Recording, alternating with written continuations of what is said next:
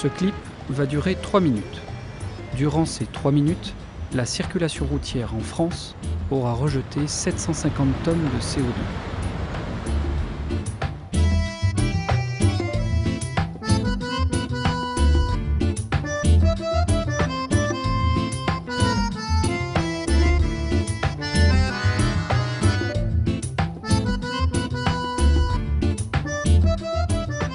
Aujourd'hui, conduire, c'est nécessaire dans la vie de tous les jours, mais il faut aussi penser à notre avenir et pour cela, il est indispensable d'éco-conduire.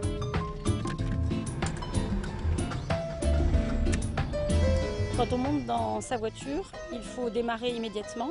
Il n'est pas utile de laisser tourner le moteur pour qu'il chauffe. Les premiers kilomètres sont très consommateurs en carburant. Il faut donc avoir une utilisation très souple de son véhicule jusqu'à ce que le moteur soit à bonne température. Ensuite, il faut anticiper, prévoir les ralentissements dans la circulation, décélérer.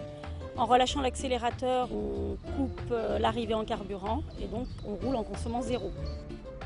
Ensuite, il faut passer ses rapports de vitesse le plus tôt possible et au bon régime moteur. Par exemple, à 50 km/h en ville, on peut très facilement être en 5e. D'autres éléments qui sont également générateurs de surconsommation, c'est l'utilisation de tout ce qui est appareillage électrique sur le véhicule et notamment l'utilisation de la climatisation. Il faut l'utiliser intelligemment, notamment en agglomération. Il est préférable d'ouvrir ses vitres plutôt que d'utiliser la climatisation. Vous pouvez aussi veiller au chargement. Une voiture surchargée va consommer 20 à 30% de carburant de plus. Les pneumatiques à eux seuls peuvent être une source de surconsommation importante. Par exemple, quand il manque 300 grammes de pression sur vos pneus, vous pouvez augmenter votre consommation de 3 à 5%.